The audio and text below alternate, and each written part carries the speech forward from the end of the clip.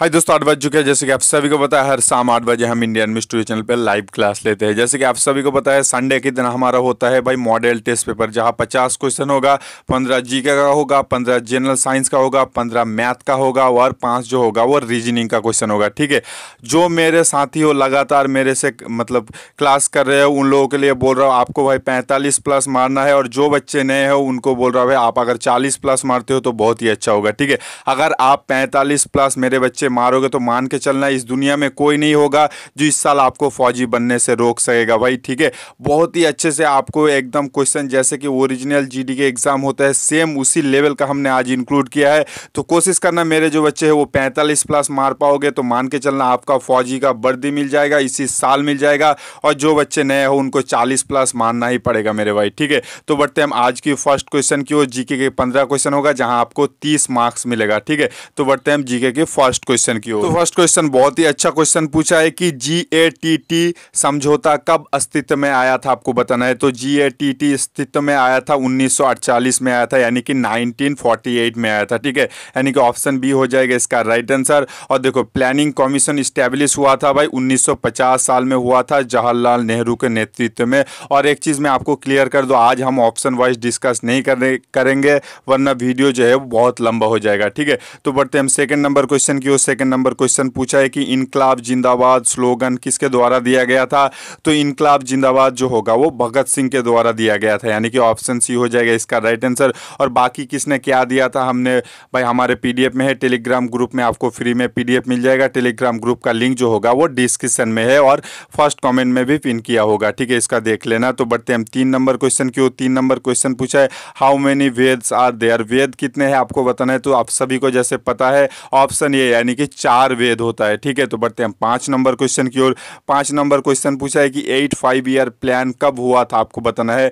तो 8 year plan जो होगा वो 1992 से लेकर 1997 तक हुआ था, यानी कि ऑप्शन सी हो जाएगा इस क्वेश्चन का राइट आंसर। और सभी बच्चों को रिक्वेस्ट करूंगा, मैथ का जो क्वेश्चन होगा वो थोड़ा घुमा फिरा के होगा, तो आप ज़्यादा फटाफट आंसर मत कर देना, आप ज़रा सोच समझ के करना। ठीक है, वरना आपका गलती हो जाएगा। और अगर आपका एक बार गलती होता है तो आप उसको ठीक मत मतलब ठीक उसको काउंट मत करना, उसको गलत ही काउंट करना। ठीक है, ईमानदारी से देना है आपको टेस्ट एकदम। तो 5 नंबर क्वेश्चन बढ़ते हैं। 5 नंबर क्वेश्चन पूछा है कि in which industry in India are maximum working employer. भाई भारत के किस इंडस्ट्री में सबसे ज़्यादा श्रमिक मतलब कार्य करता है, तो होगा भाई टेक्सटाइल इंडस्ट्री में। ठीक है, यानी कि ऑप्शन ये हो जाएगा इस क्वेश्चन का राइट आंसर। तो बढ़ते हैं हम 6 नंबर क्वेश्चन की ओर। 6 नंबर क्वेश्चन बहुत ही अच्छा क्वेश्चन पूछा है कि भारत में अर्थशास्त्र का मुख्य साधन परिवहन कौन सा है, आपको बताना है। तो होगा वह रेलवे, यानी कि रेल जो होता है वो परिवहन का मुख्य साधन होता है और इकोनॉमिक्स को यानी कि अर्थशास्त्र को बहुत ग्रोथ करता है हमारे भारत के रेलवे सिस्टम। ठीक है, तो हम नेक्स्ट क्वेश्चन यानी कि 7 नंबर क्वेश्चन की ओर। 7 नंबर क्वेश्चन बहुत ही अच्छा क्वेश्चन पूछा है, आप सभी को जरूर आंसर देना है। ठीक है, इस क्वेश्चन का राइट आंसर जो होगा ऑप्शन ए बी हो जाएगा, यानी कि ऑप्शन बी होगा इसका राइट आंसर। ठीक है, क्वेश्चन ये पूछा है कि income that's its save can not invest in known as. भाई जो इनकम आप करते हो अगर उसको आप मतलब सेव मतलब इन्वेस्ट नहीं करते, अगर आप सेव करते हो तो उसे जो है वो ऑप्शन बी कहा जाता है। ठीक है, तो बढ़ते हैं हम 8 नंबर क्वेश्चन की ओर। 8 नंबर क्वेश्चन बहुत ही अच्छा क्वेश्चन पूछा है, आप सभी को जरूर आंसर देना चाहिए। ठीक है, क्वेश्चन ये पूछा है कि मुर्रा नस्ल की भैंस जो है वो कहाँ पर पाया जाता है। तो मुर्रा नस्ल की भैंस जो होगा वो नॉर्थ वेस्ट में पाया जाता है। ठीक है, यानी कि उत्तर पश्चिमी क्षेत्र में पाया जाता है। बढ़ते हैं हम 9 नंबर क्वेश्चन की ओर। 9 नंबर क्वेश्चन पूछा है कि who is known as father of computer. भाई कंप्यूटर के फादर के रूप से किसे जाना जाता है। तो इसका राइट आंसर जो होगा ऑप्शन बी, यानी कि चार्ल्स बैबेज को जो होता है वो कंप्यूटर के फादर के रूप से जाना जाता है। ठीक है, तो बढ़ते हैं हम 10 नंबर क्वेश्चन की ओर। 10 नंबर क्वेश्चन बहुत ही अच्छा क्वेश्चन पूछा है कि निम्न में से कौन सा एक पैकेज नहीं है, आपको बताना है। तो इसका राइट आंसर जो होगा वो बेसिक होगा। ठीक है, ऑप्शन बी जो है वो एक पैकेज नहीं है। ठीक है, और डी बेस जो होता है वो भाई माइक्रो कंप्यूटर के लिए यूज़ किया जाता है। ठीक है, हम आज ऑप्शन वाइज डिस्कस नहीं करेंगे, पर जो इंपॉर्टेंट क्वेश्चन होगा 2-4 हम वो जरूर आपको डिस्कस करके बोल देंगे। ठीक है, तो बढ़ते हैं हम 11 नंबर क्वेश्चन की ओर। 11 नंबर क्वेश्चन पूछा है कि फाउंटेन इज ए। भाई फाउंटेन क्या है, आपको बताना है। तो फाउंटेन जो होता है वो साइंटिफिक एंड मैथमेटिक प्रॉब्लम होता है। ठीक है, इसका ध्यान रख लेना, यानी कि ऑप्शन ये हो जाएगा इस क्वेश्चन का राइट आंसर। तो बढ़ते हैं हम 12 नंबर क्वेश्चन की ओर। 12 नंबर क्वेश्चन पूछा है कि भारत में कितने प्रतिशत लोग अभी भी गरीबी रेखा से नीचे है, आपको बताना है। तो भारत में जो होगा वो 22% लोग जो होगा वो गरीबी सीमा के रेखा में होगा, ठीक है, नीचे होगा, गरीबी सीमा के रेखा से नीचे होगा। हालांकि आपके राम सिंह के बुक में होगा 26%। पर देखो ये चीज़ जो होता है ना, टाइम टू टाइम चेंज होता है। बुक जो लिखा गया था वो बहुत साल पुराना बुक होता है, मतलब वो काफ़ी साल पहले प्रिंट हुआ था, तो अभी हिसाब से वो घट के आ गया है 22% पे, ठीक है। हालांकि ज़्यादा इंप्रूवमेंट नहीं हुआ है और ज़्यादा इंप्रूवमेंट होना चाहिए। टाइम के हिसाब से आप सभी को पता है पैसा का वैल्यू जो होता है वो कम होते जाता है, तो इसलिए जो होता है वो गरीबी सीमा के रेखा के और नीचे आना चाहिए, पर हालांकि ज़्यादा फर्क नहीं दिखा गया है, ठीक है। तो पहले था 26%, अब घट के हो गया है 22% जो लोग हैं भारत में वो गरीबी सीमा के रेखा के नीचे है, ठीक है। तो बढ़ते हैं हम 13 नंबर क्वेश्चन की ओर। 13 नंबर क्वेश्चन पूछा है द ऑथर ऑफ इंडिका, इस इंडिका के लेखक कौन है, आपको बताना है। और मेरे बच्चे को जो है वो 45+ मारना ही है, वरना आपका तैयारी बहुत ही खराब होगा। अगर 40+ करते हो तो ठीक ठाक होगा, और जो मेरे साथी हर रोज़ मेरे वीडियो देखते हो तो उनको 45+ मारना ही पड़ेगा, ठीक है। The author of indica is, indica के लेखक कौन है आपको बताना है। तो इंडिका के लेखक जो होगा वो मेगास्थनीज होगा, ठीक है। और जो भी भाई 45+ मारोगे, मान के चलना 100% आपको इसी साल वर्दी मिल जाएगा, अगर आप इसी तरह से प्रिपरेशन को पकड़ के रखते हो तो, ठीक है। इसका मतलब ये नहीं आपने 45+ मार दिया इसके बाद आप पढ़ाई बहुत कमजोरी कर दोगे, तो नहीं होगा मेरे भाई। जिस हिसाब से आप पढ़ते आ रहे थे उसी हिसाब से आपको पढ़ना जरूरी पड़ेगा, ठीक है। तो इस क्वेश्चन का राइट आंसर जो होगा ऑप्शन बी यानी कि मेगास्थनीज होगा।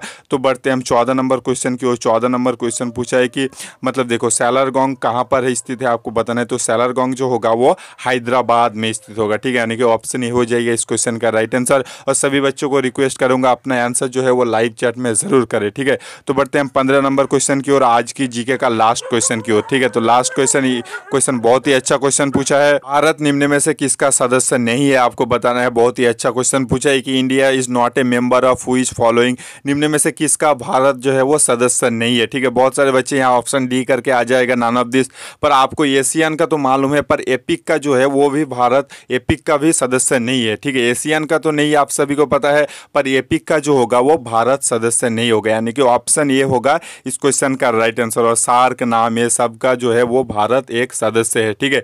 तो इसी के साथ हमारा जीके का पार्ट खत्म होता है। तो अब बढ़ेंगे हम जनरल साइंस की ओर। तो जनरल साइंस में बेसिकली 15 क्वेश्चन रहेगा आपके जीडी के एग्जाम में, जहां आपको 30 मार्क्स मिलेगा, ठीक है। और मेरे जो बच्चे हैं यहाँ 30 में से 30 मार्क्स लेना बहुत जरूरी है, क्योंकि भाई जनरल साइंस में बहुत ही ईजी सा क्वेश्चन पूछा जाता है, ठीक है। जिस हिसाब से आज हमने इंक्लूड किया बिल्कुल सेम लेवल का क्वेश्चन पेपर होगा, ठीक है। तो बढ़ते हम 16 नंबर क्वेश्चन की ओर। 16 नंबर क्वेश्चन पूछा है the value of G is 0 eight, भाई जी का मान शून्य कहाँ पर होता है, आपको बताना है। जैसे कि मैं बार बार बोलता हूँ, जी का मान शून्य जो होता है वो पृथ्वी के केंद्र में होता है, यानी कि सेंटर ऑफ द अर्थ होगा, ठीक है। पृथ्वी के मान सबसे मतलब जी का मान सबसे ज़्यादा पृथ्वी पर होता है, एट पोल पे होता है सबसे जी का मान ज़्यादा होता है, और 0 जो होता है वो पृथ्वी के सेंटर में होता है, यानी कि पृथ्वी के केंद्र में होगा, ठीक है। तो बढ़ते हैं हम 17 नंबर क्वेश्चन की ओर। 17 नंबर क्वेश्चन पूछा है कि mechanical energy can be convert into, यानी कि यांत्रिक ऊर्जा किस में परिवर्तित हो सकता है। तो यांत्रिक ऊर्जा जो होगा वो sound energy, electric energy, heat energy सभी में परिवर्तित हो सकता है, यानी कि ऑप्शन डी होगा इसका राइट आंसर। तो बढ़ते हैं 18 नंबर क्वेश्चन की ओर। 18 नंबर क्वेश्चन पूछा है when ice melt is density, जब बर्फ गलता है तो उसका मतलब घनत्व क्या होता है। तो बर्फ जब मतलब गलता है तो उसका घनत्व जो होगा वो बढ़ेगा, ठीक है, क्योंकि आप सभी को पता है 4 डिग्री सेल्सियस में बर्फ का घनत्व जो होता है वो सबसे ज़्यादा होता है, यानी कि बर्फ का टेम्परेचर कम होता है, जैसे जैसे वो पिघलेगा उसका टेम्परेचर बढ़ेगा, यानी कि 4 डिग्री के वार करीब आएगा तो उसका घनत्व जो होगा वो बढ़ता चला जाएगा, यानी कि 4 डिग्री जब आ जाएगा तो 4 डिग्री में सबसे ज़्यादा होगा, अगर 4 डिग्री से बढ़ेगा फिर से घटना शुरू हो जाएगा, ठीक है। और बर्फ जब गलता है तो उसका मतलब आयतन जो होता है वो कम होता है, ठीक है। तो बढ़ते हैं 19 नंबर क्वेश्चन की ओर। 19 नंबर क्वेश्चन बहुत ही अच्छा क्वेश्चन पूछा है कि which of the following convert heat energy to mechanical energy, निम्न में से कौन सा यंत्र जो होगा वो ऊष्मा ऊर्जा से यांत्रिक ऊर्जा में परिवर्तित करता है। तो होगा वह हीट इंजन होगा इसका राइट आंसर, यानी कि ऑप्शन सी हो जाएगा इस क्वेश्चन का राइट आंसर। तो बढ़ते हैं 20 नंबर क्वेश्चन की ओर। 20 नंबर क्वेश्चन पूछा है weight of a body freely falling is, जब स्वतंत्र रूप से कोई वस्तु गिरता है तो उसका वजन क्या होता है। तो उसका वजन जो होता है वो 0 होता है, ठीक है, यानी कि कोई भी वजन नहीं होता है जब कोई वस्तु जो होता है है वो फ्रीली फॉलिंग होता है, यानी कि स्वतंत्र रूप से गिरते समय उसका वजन जो होता है, यानी कि वजन जो होता है वो 0 होता है। ठीक है, इसका भी ध्यान रख लेना है। बढ़ते हैं हम नेक्स्ट क्वेश्चन यानी कि 21 नंबर क्वेश्चन की ओर। 21 नंबर क्वेश्चन पूछा है कि water in kettle when put on fire get hot as whole due to. भाई जब कोई पात्र में रखे पानी गर्म होता है वो किसके कारण गर्म होता है, तो होता है भाई मतलब कन्वेक्शन के कारण गर्म होता है। ठीक है, यानी कि ऑप्शन बी होगा इस क्वेश्चन का राइट आंसर। तो बढ़ते हैं हम 22 नंबर क्वेश्चन की ओर। 22 नंबर क्वेश्चन बहुत ही अच्छा क्वेश्चन पूछा है, आप सभी को जरूर आंसर देना है। ध्वनि तरंग कब चल सकता है आपको बताना है। तो ध्वनि तरंग एक चलने के लिए जो होगा वो एक माध्यम की ज़रूरत होता है, जैसे कि मैंने हर वीडियो में बोल रखा है, ध्वनि यानी कि साउंड को जाने के लिए एक माध्यम के आवश्यक होना ज़रूरी है। ठीक है, ध्वनि जो होगा वो ठोस माध्यम में सबसे ज़्यादा चलेगा, उसके बाद लिक्विड यानी कि तरल चीज़ों में, और निर्वात में जो होता है वो ध्वनि नहीं चल सकता। ठीक है यार, 22 नंबर क्वेश्चन का राइट आंसर जो होगा वो ऑप्शन बी यानी कि एक माध्यम की ज़रूरत होता है। ठीक है, तो बढ़ते हैं 23 नंबर क्वेश्चन की ओर। 23 नंबर क्वेश्चन पूछा है plant and animal cell different in which of the following structure. भाई पौधे और प्राणी की कोशिकाएं में निम्न में से किसका मतलब जो होता है वो अंतर होता है, तो होगा भाई सेल वॉल के अंतर होता है। ठीक है, सेल वॉल जो होता है वो पौधों के कोशिका में सेल वॉल होता है, पर प्राणी के कोशिकाएं में जो होता है वो सेल वॉल नहीं होता है। ठीक है, यानी कि जीव की कोशिकाएं में जो होता है वो सेल वॉल नहीं होता है। तो बढ़ते हैं हम 24 नंबर क्वेश्चन की ओर। 24 नंबर क्वेश्चन आसान सा क्वेश्चन पूछा है कि which is the longest bone in human body. मानव शरीर का सबसे बड़ा हड्डी कौन सा है, तो मानव शरीर का सबसे बड़ा हड्डी जो होगा वो फीमर होगा, टांगों में पाया जाता है। सबसे छोटा हड्डी जो होता है वो स्टेपिस होता है, जो कानों में पाया जाता है। तो बढ़ते हैं हम 25 नंबर क्वेश्चन की ओर। 25 नंबर क्वेश्चन पूछा है which is the longest gland in human body. मानव शरीर का सबसे बड़ा ग्रंथि कौन सा है, तो मानव शरीर का सबसे बड़ा ग्रंथि जो होगा वो लीवर होगा। ठीक है, यानी कि ऑप्शन सी हो जाएगा इसका राइट आंसर। तो बढ़ते हैं हम 26 नंबर क्वेश्चन की ओर। 26 नंबर क्वेश्चन पूछा है कि what is the chemical formula of caustic soda. Caustic soda का रासायनिक सूत्र क्या है आपको बताना है। तो कॉस्टिक सोडा का रासायनिक सूत्र जो होगा वो होगा ऑप्शन बी NaOH होगा। ठीक है, ऑप्शन बी NaOH होगा 26 नंबर क्वेश्चन का राइट आंसर। तो बढ़ते हैं हम 27 नंबर क्वेश्चन की ओर। 27 नंबर क्वेश्चन पूछा है what is the pH value of water. पानी का pH मान क्या है आपको बताना है। तो पानी का pH मान जो होता है वो 7 होता है। ठीक है, और pH का वैल्यू जो होता है वो 0 से लेकर 14 तक होता है, और 7 जो होता है वो न्यूट्रल होता है। ठीक है, यानी कि पानी का pH वैल्यू जो होता है वो 7 होता है। अगर 7 से देखो 7 से कम होगा तो उसे एसिड कहा जाता है, अगर 7 से ज़्यादा होगा तो उसे बेस कहा जाता है, यानी कि खार कहा जाता है। ठीक है, तो बढ़ते हैं 28 नंबर क्वेश्चन की ओर। 28 नंबर क्वेश्चन पूछा है कि जी का मान क्या है। What is the value of G. G का मान जो होता है आप सभी को पता है 9 × 8 मीटर पर सेकेंड स्क्वायर होगा। ठीक है, जो सेकेंड स्क्वायर नहीं देखेगा उसका गलत होगा भाई। ठीक है, सेकेंड स्क्वायर अगर ना दे ऑप्शन में तो वो नहीं होगा। ठीक है, यानी कि ऑप्शन बी आपको ध्यान से चेक करना है, यानी कि 9.8 मीटर पर सेकेंड स्क्वायर होना बेहद जरूरी है। ठीक है, तो बढ़ते हैं 29 नंबर क्वेश्चन की ओर। 29 नंबर क्वेश्चन पूछा है which energy store in a dry cell. भाई शुष्क सेल में कौन सा ऊर्जा जो है वो स्टोर हुआ होता है, तो वो होगा भाई केमिकल एनर्जी, यानी कि रासायनिक ऊर्जा जो होता है वो ड्राई सेल में स्टोर हुआ रहता है। ठीक है, यानी कि ऑप्शन ये होगा 29 नंबर क्वेश्चन का राइट आंसर। तो बढ़ते हैं 30 नंबर क्वेश्चन की ओर।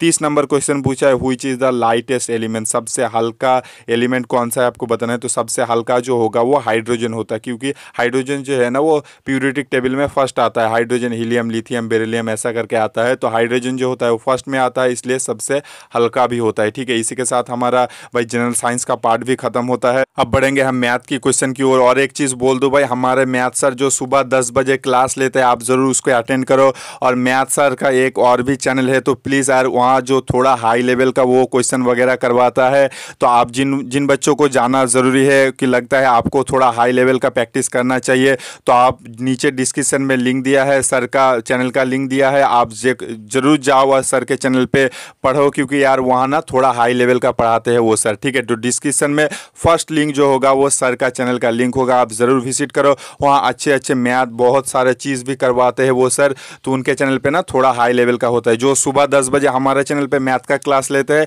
उन सर का अलग एक चैनल भी है। ठीक है, तो जो बच्चों को मैथ में थोड़ा बहुत प्रॉब्लम टाइम होता है तो वो हमारे चैनल पे भी पढ़ सकते हैं। सुबह 10 बजे मैथ का क्लास आता है और रीजनिंग का क्लास आता है, और मैं जो हूँ वो शाम 8 बजे जीके और जनरल साइंस का क्लास लेता हूँ। तो प्लीज़ यार उन सर का चैनल पे जाना। अगर आपको लगता है कि थोड़ा हाई लेवल का मुझे तैयारी करना है तो आप उन सर के चैनल पे जाके आप पढ़ सकते हो, क्योंकि बहुत सारे बच्चे बोल रहे थे कि सर हाई लेवल का करना ज़रूरी है, तो उन सर वहाँ चैनल पे वो सर जो है वो हाई लेवल का तैयारी करवाता है। ठीक है, तो बढ़ते हैं मैथ की क्वेश्चन की ओर। और एक चीज़ मैं बोल दूँ, मैथ का क्वेश्चन थोड़ा हार्ड रहेगा, हार्ड नहीं रहेगा पर थोड़ा घुमा के रहेगा। अगर आपने एक बार क्वेश्चन गलत कर दिया तो उसको आप सही मत करना मेरे भाई।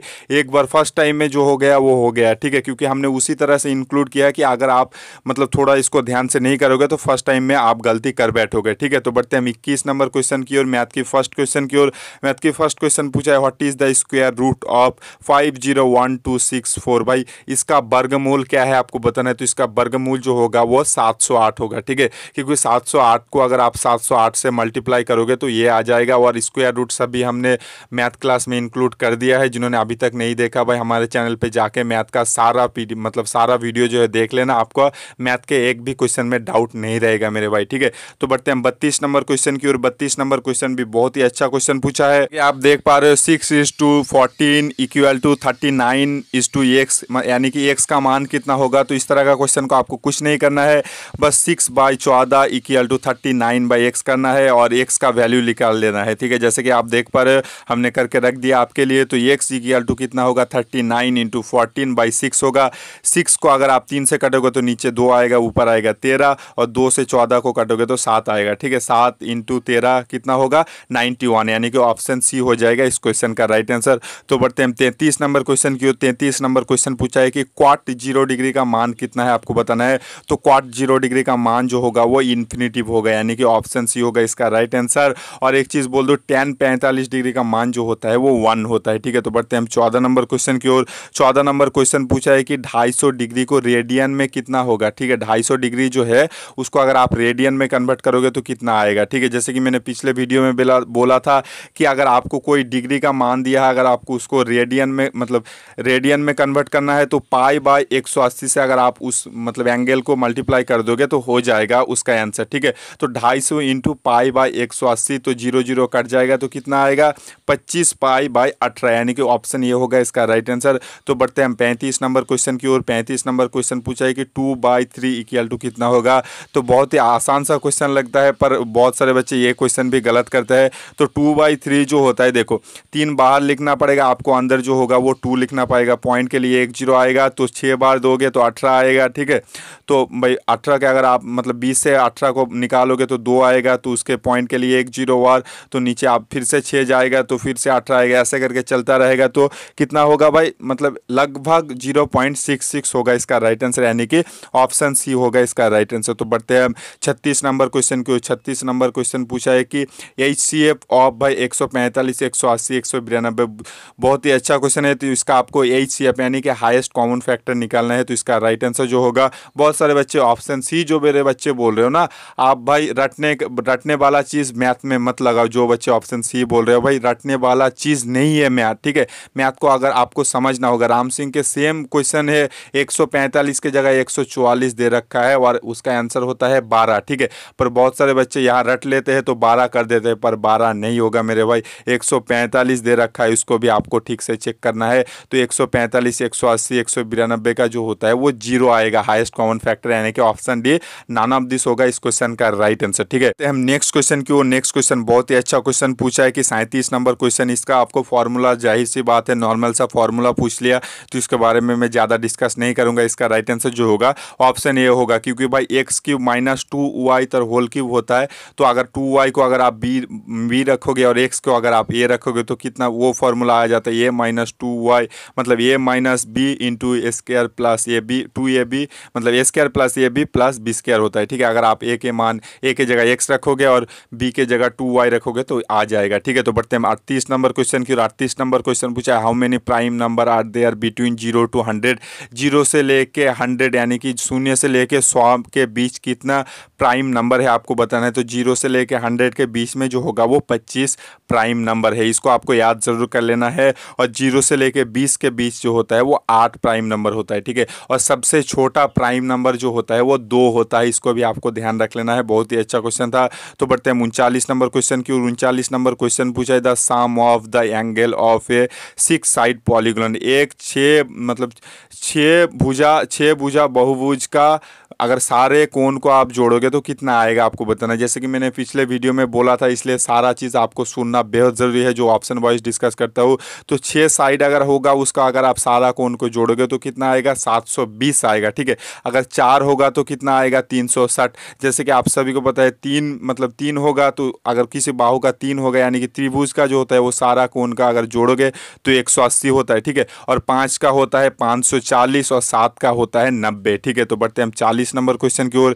40 नंबर क्वेश्चन बहुत ही अच्छा क्वेश्चन पूछा है। Compound interest of 20% on 100 for 2 year will be. 2 साल के लिए 1000 रुपये का 20% का चक्रवृद्धि ब्याज कितना है आपको बताना। ये क्वेश्चन है, आप पॉज करो अभी वीडियो को और इक्वेशन करने के बाद मेरे को आंसर बताओ कितना होता है, ठीक है। तो इस क्वेश्चन का राइट आंसर जो होगा, देखो मतलब बहुत सारे बच्चे यहाँ क्या कर देगा, ऑप्शन ए करके आ जाएगा। अगर आप क्वेश्चन को मतलब करोगे ना जल्दी जल्दी करोगे तो मतलब 1440 आ जाएगा। आप सब बहुत सारे बच्चे सोचेंगे कि हाँ सर इसका आंसर 1440 ऑप्शन में भी है, पर आपको पूछा है कि सिर्फ ब्याज निकालना है, ठीक है। 1440 जो आता है आपका ब्याज प्लस असली पैसा आता है, ठीक है। और ब्याज प्लस असली पैसा से अगर आप अपना असली पैसा निकालोगे तब भी आपको ब्याज मिलेगा, ठीक है। मान लो कि आपने बैंक में 100 रुपये रखा, 2 साल बाद आपको 120 रुपये दिया, तो आपका मतलब ब्याज कितना आया 20 रुपये आया ना कि 120 नहीं होगा, क्योंकि 120 आपका असली पैसा मिला के उन लोगों ने 120 रुपये दिया। आपको असली पैसा निकालना पड़ेगा तब भी आपका सिर्फ 20 रुपये बचेगा, तब भी वो होगा ब्याज, ठीक है। तो इसका फॉर्मूला जो होता है P × 1 + R/100 to the power T होता है, जैसे कि मैंने लिख के करके दे दिया है। तो आप जरा इसको ध्यान से समझ लेना। तो मतलब 1440 को अगर आप 1000 से निकालोगे ना तब भी आएगा आपको 440 जो आएगा वो होगा आपका सिर्फ ब्याज होगा, ठीक है। इसका ध्यान रख लेना है कि भाई ऑप्शन डी होगा इसका राइट आंसर, 1440 होगा, ठीक है। तो बढ़ते हैं मतलब 41 नंबर क्वेश्चन की ओर। 41 नंबर क्वेश्चन बहुत ही अच्छा क्वेश्चन पूछा है कि इस तरह का क्वेश्चन ज़्यादा टाइम वेस्ट करने की कोई ज़रूरत नहीं है, इसलिए मैंने कैलकुलेशन करके रख लिया है। जिन बच्चों को समझ नहीं आया वो वीडियो पॉज करके ज़रूर देख लेना और समझ लेना, ठीक है। तो इसका राइट आंसर जो होगा ऑप्शन बी होगा, x + 2 × x + 3 होगा, ठीक है। तो बढ़ते हैं हम 42 नंबर क्वेश्चन की ओर। 42 नंबर क्वेश्चन पूछा है कि एक बुक 82 बुक का कीमत जो है वो 410 होगा, ठीक है। 82 बुक का कीमत जो है वो 410 है, तो 4000 बुक का कीमत कितना होगा, ठीक है। तो इस क्वेश्चन का राइट आंसर जो है आप देखो इसको ध्यान से समझो कि मतलब 82 कॉपी का प्राइस कितना आता है 410 रुपये आता है, ठीक है। तो एक कॉपी का कीमत कितना आएगा, कम आएगा, तो 110/82। तो हमको पूछा है कि 4000 मतलब कॉपी का कितना प्राइस आएगा, तो 110/82 × 4000। तो इसको अगर आप सिंपली काट दोगे तो 82 को अगर आप मतलब 410 से काटोगे तो 5 आएगा, तो 4000 × 5 तो कितना आएगा 20000, यानी कि ऑप्शन सी होगा इसका राइट आंसर। तो बढ़ते हैं 43 नंबर क्वेश्चन की ओर। 43 नंबर क्वेश्चन पूछा है कि देखो एक ट्रेन का मतलब गति जो है वो 54 किलोमीटर पर आवर है, ठीक है। 54 किलोमीटर पर आवर है एक ट्रेन का स्पीड, तो उसको अगर आप मतलब मीटर पर सेकेंड में करोगे तो कितना होगा आपको बताना है। तो देखो अगर आपको कुछ चीज़ मतलब किलोमीटर पर घंटे से लेके आपको मीटर पर सेकेंड में करना होता है तो 5/18 से मल्टीप्लाई करना पड़ता है उसको, ठीक है। अगर आप इसका उल्टा करते हो कि मतलब मीटर पर सेकेंड को अगर आप किलोमीटर पर आवर पे करते हो तो आपको उल्टा कर देना इस चीज़ को, यानी कि 18/5 पे आपको मल्टीप्लाई करना है, ठीक है। हमको पूछा है कि किलोमीटर पर आवर से मीटर पर सेकेंड, यानी कि हम क्या करेंगे 5/18 को 94 से मल्टीप्लाई कर देंगे तो कितना आ जाएगा, जैसे कि मतलब 18 से 3 बार कट जाएगा 54, तो यानी कि भाई 3 × 5 यानी कि 15 मीटर पर सेकेंड होगा इसका राइट आंसर, यानी कि ऑप्शन डी होगा, ठीक है। तो बढ़ते हैं 44 नंबर क्वेश्चन की ओर। 44 नंबर क्वेश्चन पूछा है कि 25% कितने के बराबर होता है। तो 25% जो होगा देखो जैसे कि परसेंट उठाने के लिए नीचे 100 करना पड़ता है, यानी कि 25/100, तो 25 को अगर आप 100 से कटोगे तो 4 आएगा, यानी कि 1/4, यानी कि ऑप्शन सी होगा इसका राइट आंसर। तो बढ़ते हैं हम आज की मैथ की लास्ट क्वेश्चन की ओर। 45 नंबर क्वेश्चन बहुत ही अच्छा क्वेश्चन पूछा है कि देखो मतलब 25 आदमी मिलके एक काम को 24 दिन में कंप्लीट करता है, तो वही सेम काम करने में सेम काम कितने बंदों को द्वारा कराए ताकि वही काम जो है वो 20 दिन में कंप्लीट हो जाए। ठीक है, इसका ध्यान रख लेना है। तो जैसे कि मैंने दे रखा है, देखो आपको क्या निकालना है, कितने बंदों मिलकर करेगा, यानी कि भाई परसेंट जो होगा उसको हम दाहिनी ओर रखेंगे। ठीक है, और डे यानी कि दिन जो होगा उसको हम बाईं ओर रखेंगे। ठीक है, तो 24 बंदे मिलकर कितने दिन में करता है, 25 दिन, मतलब सॉरी 24 दिन में कितने बंदे करता है वो काम, 25 बंदे मिलकर करता है। ठीक है, 24 दिन में जो होता है वो 25 दिन मतलब 25 बंदे करते हैं।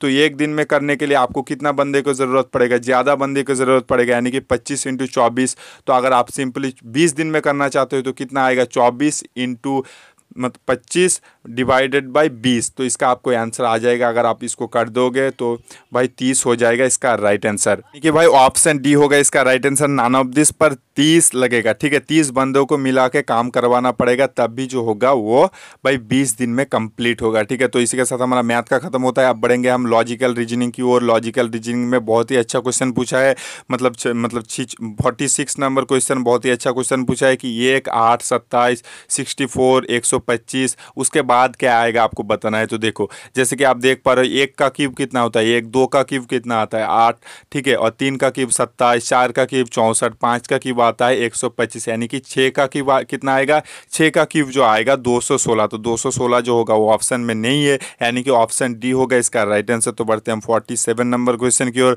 47 नंबर क्वेश्चन पूछा है कि डॉक्टर इज टू, अगर आप हॉस्पिटल करोगे तो निम्न में से कौन सा राइट होगा। तो डॉक्टर इज टू हॉस्पिटल होगा तो सेफ इज टू किचन होगा। ठीक है, जैसे कि डॉक्टर हॉस्पिटल में काम करने जाता है, वैसे ही सेफ जो होता है वो किचन में काम करने ही जाता है। ठीक है, तो बढ़ते हैं हम 48 नंबर क्वेश्चन की ओर। 48 नंबर क्वेश्चन पूछा है कि अगर बॉम्बे को जो है वो इस फॉर्म में लिख सकता है तो मैसूर को किस फॉर्म में लिखेगा। देखो इस क्वेश्चन बहुत ही ईजी सा क्वेश्चन है। आपको इस तरह सा क्वेश्चन ना, ये बी ए से लेके जेड तक आपको पूरा लिख देना है। जैसे कि आप देख पा रहे हो, बी की जगह ए लिखा है, यानी कि एक घर जो है वो पीछे आ गया। ठीक है, वो से पहले कौन आता है, एन आता है। ठीक है, तो एक घर पीछे, एम से पहले कौन आता है, एल आता है। ठीक है, तो एक घर पीछे। ठीक है, और मतलब देखो सभी जो है ना एक घर पीछे पीछे करके ऐसा करके है, तो आप उसको ना मैसूर को अगर आप सेम डायरेक्शन में करोगे तो LXRNQD आएगा, यानी कि ऑप्शन बी हो जाएगा इस क्वेश्चन का राइट आंसर। तो बढ़ते हैं हम 49 नंबर क्वेश्चन की ओर। ये क्वेश्चन पक्का आएगा आपके एग्जाम में, शायद मतलब क्वेश्चन वाद तरीके से करवाएगा पर यही क्वेश्चन आएगा। रिलेशनशिप वाला जो क्वेश्चन आता है ना, पक्का आपका एक क्वेश्चन पूछा जाएगा। बहुत ही कंफ्यूज वाला चीज़ है, मेरे को भी बहुत कंफ्यूज लगता है। मैं भी मतलब बचपन से, अगर आपका स्ट्रांग है तभी आप कर पाओगे ज़्यादा। अगर ये सीखने वाला कोई चीज़ नहीं है, बचपन से जो बच्चे होते हैं ना ज़्यादा संबंध वगैरह अच्छे जानते हैं ना, उनके लिए बहुत ही ईजी हो जाता है। पर मैं ना सच बात बोलूँ तो मेरा ना वैसे रिलेशनशिप में कौन फूफा मामा लगता है वो बहुत ही ख़राब है मेरे में, तो मेरे को ये चीज़ करने में भी बहुत टाइम लग जाता है। ठीक है, तो क्वेश्चन ये पूछा है कि देखो आप इसको अच्छे से पढ़ो और इसको आंसर ज़रूर करो। देखो यार सच बात बोलूँ तो मेरे को भी ठीक से नहीं आता, तो मैं आपको कैसे समझाऊँ। सच जो होता है, मैं सभी के अंदर सभी खूबियाँ नहीं होता, आपको भी मालूम है। जो बच्चे बहुत अच्छे से कर सकते हैं वही बच्चे कर सकते हैं। ठीक है, मैं आपको, मेरे में ही ज्ञान नहीं है इसके बारे में, तो मैं आपको किस तरह से समझाऊँ। ठीक है, तो इस क्वेश्चन का राइट आंसर जो होगा ऑप्शन बी होगा। जो बच्चे जानते हैं प्लीज़ यार इसको कर लेना, मेरे को ज़्यादा जानकारी नहीं है इस चीज़ के बारे में। ठीक है, तो ऑप्शन बी होगा इसका राइट आंसर। तो बढ़ते हैं हम मतलब 50 नंबर क्वेश्चन की। और 50 नंबर क्वेश्चन बहुत ही अच्छा क्वेश्चन है, इसको मैं अच्छी तरह के आपको समझा भी दूंगा, आपका कोई प्रॉब्लम नहीं रहेगा मेरे भाई। क्वेश्चन हमको ये पूछा है कि ये जो है वो 40 मीटर जो है वो ईस्ट की ओर गया है। ठीक है, तो जैसे कि मैंने बोला इस तरह का क्वेश्चन का आपको बस प्लस लिख देना है। हिंदी वाले तो भी आप कर लो यार, इंग्लिश में कर दो, इसमें कोई प्रॉब्लम नहीं होगा। तो मतलब इस तरह से एक प्लस करना है, और मतलब बाईं ओर जो है वो डब्ल्यू लिखना है, दाईं ओर जो होगा ईस्ट लिखना है, और नीचे जो होगा साउथ, ऊपर जो होगा वो नॉर्थ होगा। ठीक है, ऐसे करके आपको लिख लेना है। उसके बाद क्या किया उसने, बोला है कि 40 मीटर जो है वो ईस्ट की ओर गया, यानी कि ई की ओर जो है वो 40 मीटर गया है। ठीक है, तो ई की ओर 40 मीटर इस तरह से होगा। तो उसके बाद जो है वो अपना बाईं ओर घूमा और 25 मीटर गया। तो बाईं ओर यानी कि ऊपर की ओर जो होगा वो 25 मीटर गया। उसके बाद उसने दाईं ओर घुमा और 35 मीटर गया। तो उसके बाद दाईं ओर घुमा और 35 मीटर गया। उसके बाद उसने जो है अपना दाईं ओर फिर से घुमा और 25 मीटर आया। ठीक है, तो वो अपनी स्टार्टिंग पॉइंट से कितनी दूर है, जैसे कि आप ये पिक्चर में देख पा रहे, ऊपर 35 होगा, इसका मतलब नीचे भी भी 35 होगा, यानी कि 40 को अगर आप 35 से जोड़ोगे तो इसका राइट आंसर आ जाएगा, यानी कि ऑप्शन डी हो जाएगा इसका राइट आंसर। और जो बच्चे भाई 45 प्लस मार रहे हो, प्लीज़ यार आप कमेंट करो, आपका कम भी होता है तब भी आप कमेंट करो और मेहनत करो और भी ज़्यादा, ताकि नेक्स्ट संडे आप जो है वो 45 प्लस आराम से मार लो। और हमारे सर का जो है और एक चैनल है, आप जाके उस पर विजिट करना। अगर आपको लगता है कि आप हार्ड प्रिपरेशन करना चाहते हो तो उस चैनल पे जाके आप ज़रूर विजिट करना।